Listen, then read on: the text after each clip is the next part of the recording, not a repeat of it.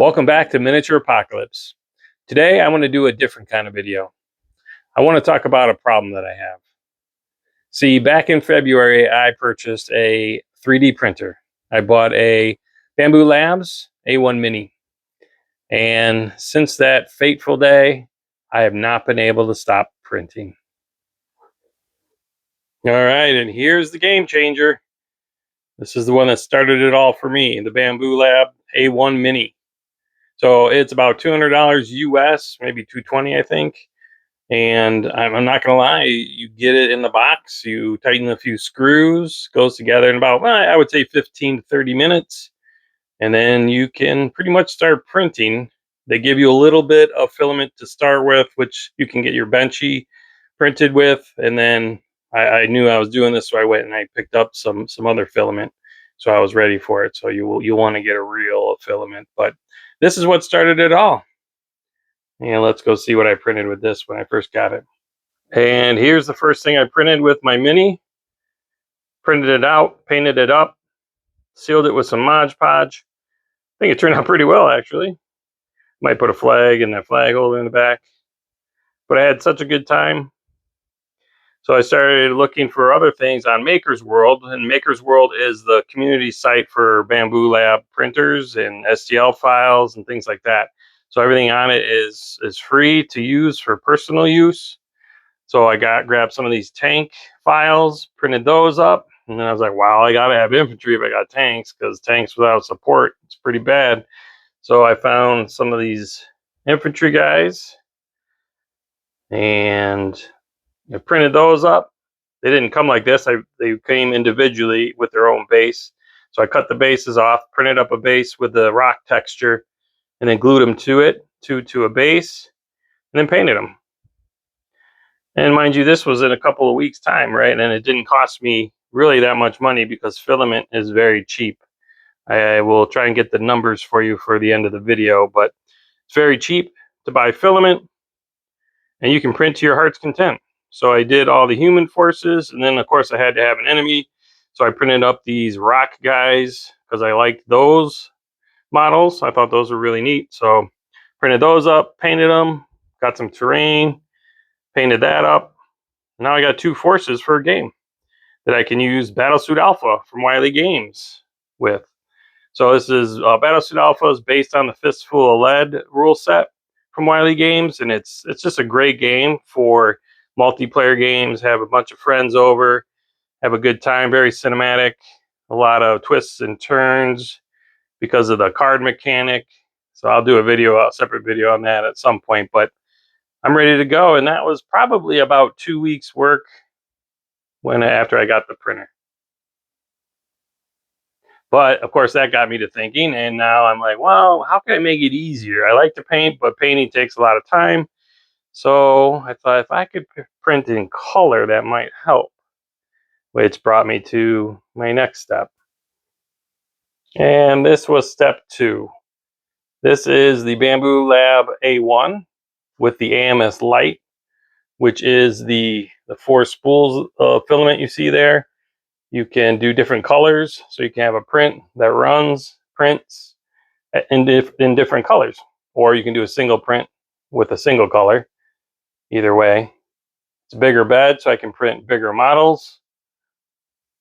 And already it has made things a lot easier, but I think you're kind of getting the idea here of how this little guy led to this guy. And let me show you what else I've been doing. And this is my benchy for my Bamboo Lab A1 with multiple colors. Those are the colors I picked because I really had my eye on printing the trees, which I did here. Now these I didn't print at one time. I printed the tops because it comes in 2 plates in the file. I printed the tops first, and then I printed the trunks. But it's a lot easier if you can just print, pull them off, and then print a different color, rather than having to switch out the filament every time you want to do a different color. So that in itself made for some efficiencies, and I was really happy about that. Now I got to try printing a single model with different colors, like the benchy, where, as you can see, this just automatically switches the colors that you need. when it prints the model green, and then it went to like that gray and then the brown. So, and then just the other day I printed this. This is a sandstone. It's got flecks in it, and I have some Star Wars stuff. I think that'll look pretty good just printed like this. I don't think I have to do any more, but I'll probably see if I can get the door a different color. I got to do some experimentation. Maybe that pipe over there, do gray.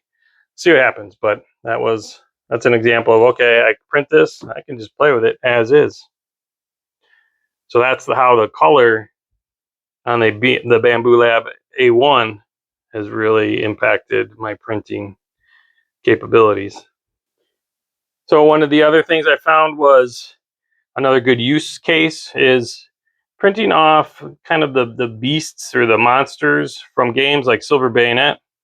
Silver Bayonet by Joseph McCullough. Of course, it calls for things like vampire bats, which are large bats. So rather than buying a bunch of miniatures, I printed some that I found at Maker's World.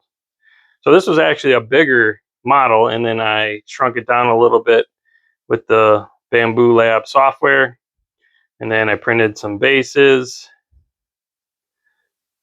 for that, some texture bases, and then these were just quick to paint up and ready to go.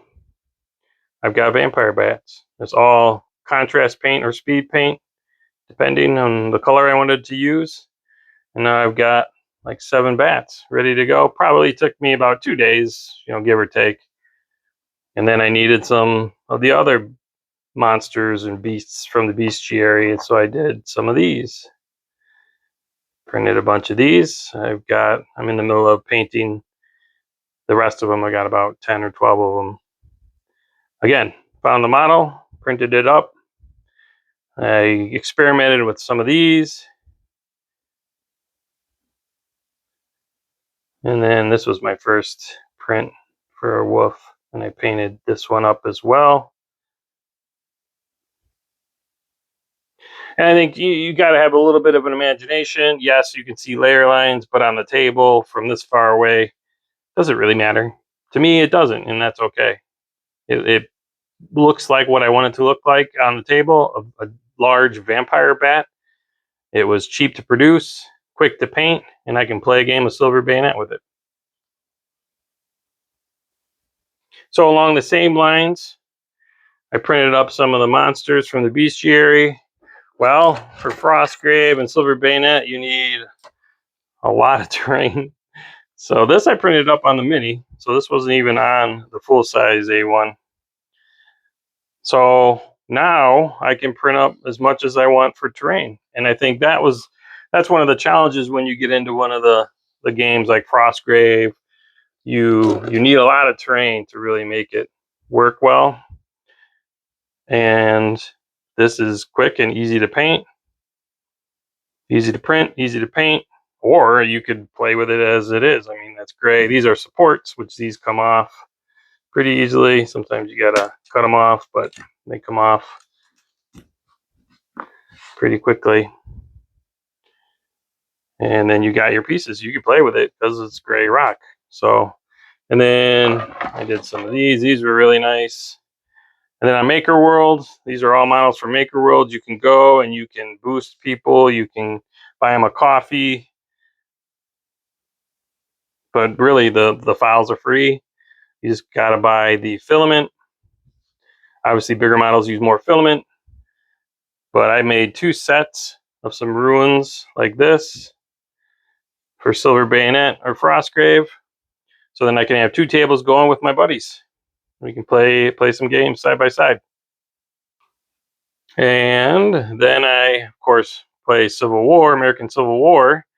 And I've always wanted to do a scenario with a town or a bigger urban area, as big as you can get in that period with 28 millimeter.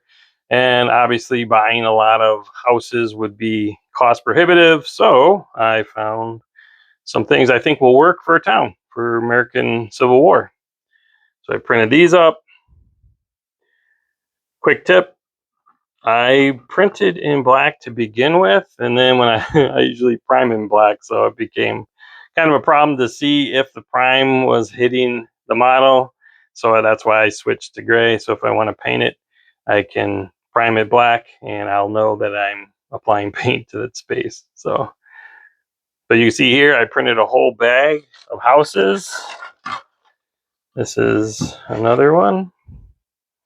And I will put those together. I could do a scenario like Gettysburg, some of the town. I also did a house over here that could be used for Frostgrave or the English Civil War, which I'm working on doing. So this was a really nice print. I don't have it assembled, but there's a door that opens and closes with hinges. And you've even got the interior as well. So in about 1 month, I've got quite the printed collection going right now. Okay, so why do I think this is a game changer? First of all, this is not sponsored in any way by Bamboo Lab or anyone else. This is all my own opinion based upon my own experience. So keep that in mind. First thing I think is cost. At under $300 US, you can't lose. I've easily printed more than $300 worth of terrain on the table behind me. So I think that alone makes it worth the purchase. You do have to buy filament that you can get on sale for $10 a reel or $20. It depends, but it's still inexpensive considering everything you can get out of it. And the second reason I think that it's a game changer is ease of use. Now, I do come from a technical background. I'm not as technical as I used to be. I used to build computers in my basement. I don't do that anymore.